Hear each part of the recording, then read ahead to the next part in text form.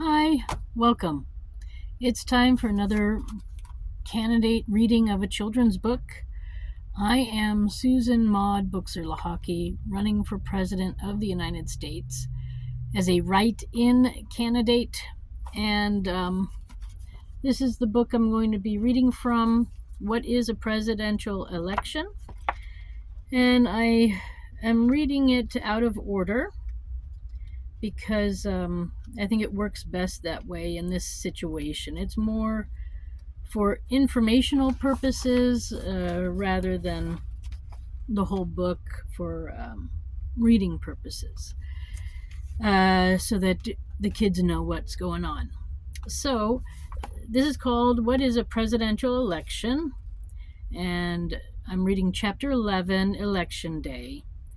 It's finally here, Election Day, the day that all the months of campaigning have led up to, when millions of Americans all across the country will cast their votes for president. Voting takes place at polling booths, schools, churches, community centers are often used as polling places. U.S. citizens must register to vote in advance in most states, but many allow same-day registration. Some states automatically register their residents to vote when they turn 18. When voters arrive at the polling place, they check in at a desk. The next stop is the polling booth, where the voting actually takes place. Sometimes there is a long line for the booths, especially for presidential elections.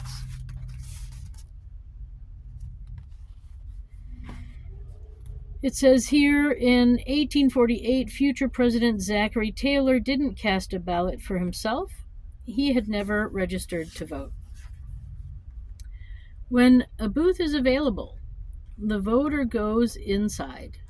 Believe it or not, there are some people who don't decide whom to vote for until this very moment.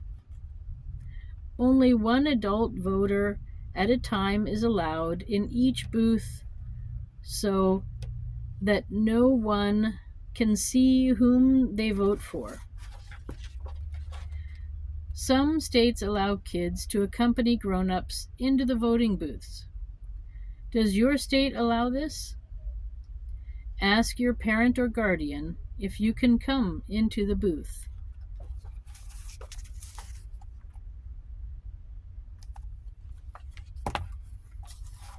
They have a little workshop concept here. They ask questions. Go to the polling place with a grown-up. What was it like? Did you get a sticker? If so, what did it say? Then another question the book asks is, if you could vote in the 2024 election, whom would you choose and why? Did you always support the same person, or did you change your mind about whom you liked better? Question mark. What if a person can't get to their polling place on election day?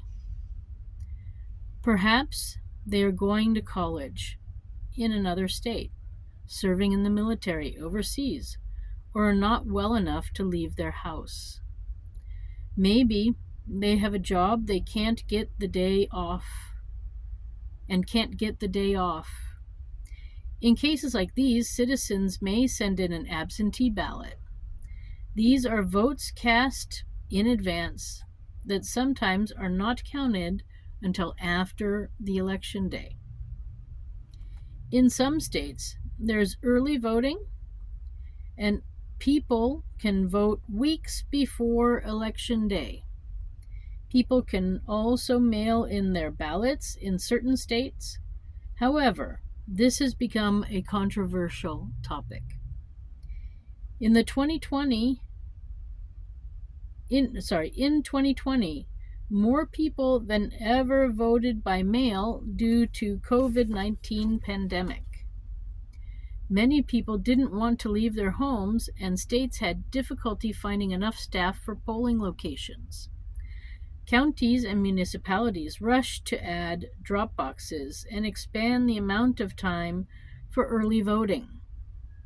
In Pennsylvania, early voting by mail began 50 days before the election day.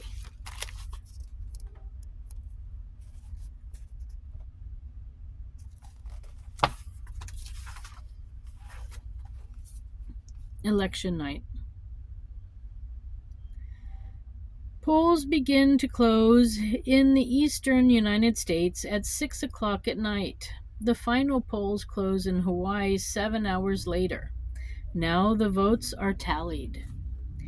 Take out the map of the United States from the back of your book. As the results are announced throughout election night, color in each state red or blue, depending on who is declared the winner. Each state on the map shows how many electoral votes it has. Someone may be ahead early in the evening. Later on, the other candidate may come from behind as more states report their votes. Since there are a total of 538 electoral votes, a candidate has to get at least 270 to win. If there ever happens to be a 269 tie, then in the House of Representatives, each state casts a single vote, and the candidate with the majority wins.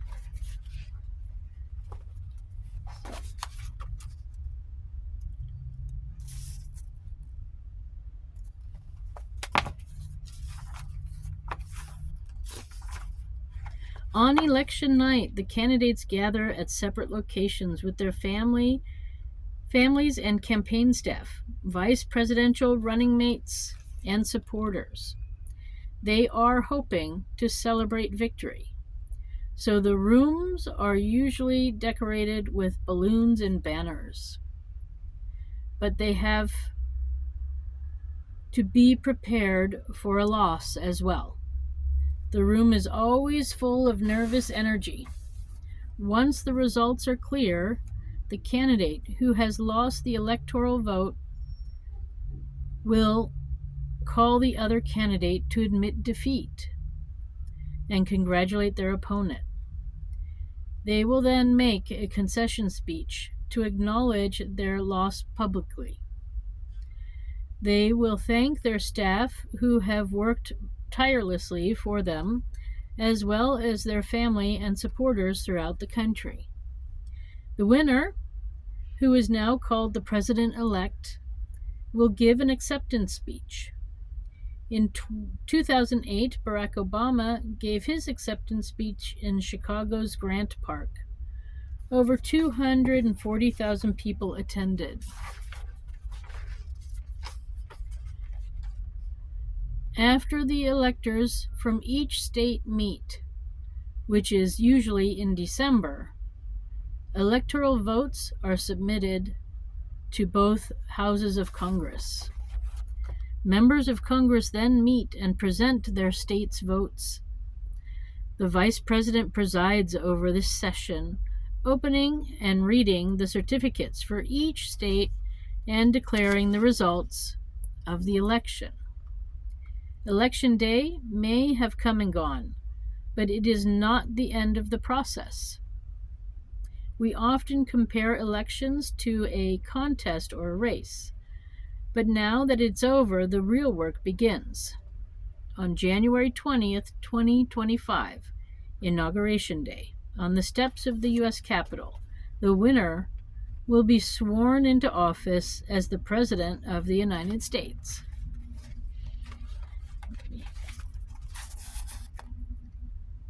That. I think I showed you the Barack Obama one, didn't I? That was the... I think so, but in case I forgot. Then, what kind of president will they be? Will they keep the promises made during the campaign? Will they work with Congress and with members of both parties? Will they make decisions that improve the lives of all U.S. citizens? Almost right away, preparation will begin for the 2028 presidential election, then the 2032 and beyond. Your turn to participate in this important and exciting process is not far away. And then they have another little work project to do. Write a letter. Tell the president-elect what you'd like most to see happen in the United States over the next 4 years. You can send your letter to the White House by mailing it in a stamped envelope to the White House, 1600 Pennsylvania Avenue, NW, so Northwest, Washington, D.C., 20500. Or you can email the president at president@whitehouse.gov. And White House is all one word. Can you see that? Okay. So, that's it, folks. We're now waiting for the other votes to be counted. The provisional and the absentee and all those other ones. So I was told that my vote won't be added until next week. And I know I'm not alone. There are other provisional ballots out there. So just be aware, things are not 100% accurate yet. Let's see what happens. So there's one other section called Too Close to Call. And this talks exactly about something like that.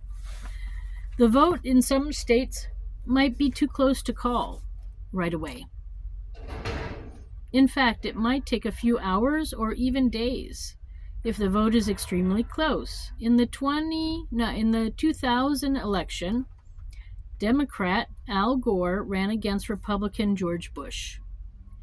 It appeared that Gore had won the popular vote. The news networks declared him the winner at first. But then it looked like Bush jumped ahead. Gore even called Bush to admit defeat or concede. It turned out, however, that the vote in Florida was too close to award the state's electoral votes. In several districts, people began recounting the ballots. The winner in Florida was not declared until December 12th, when the U.S. Supreme Court ordered that the recounts be stopped. In the end, just 537 votes separated the two candidates. The Florida's 25 electoral votes went to Bush. More than a month after the election, George W. Bush was declared the winner, with 271 electoral votes versus Gore's 266. Although Gore had still won the popular vote by more than 500,000 votes,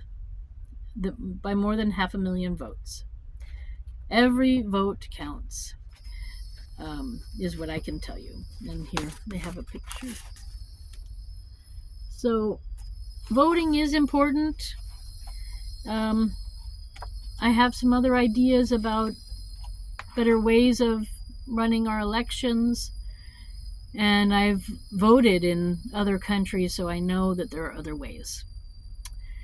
I'm hoping to hear something from the Supreme Court on my lawsuit, but let's see what happens with the rest of this election too, and then we'll take one step at a time. If you want to find out more about what I'm doing, how I'm trying to make our system work a little better and clearer, have a look at my website. It's susan4usa.com. That's Susan, the number 4, USA.com. And that's it for me. Thank you for stopping by, and thank you if you help me in my endeavors to win the presidential election this year. I wish you a nice day wherever you are. Bye for now.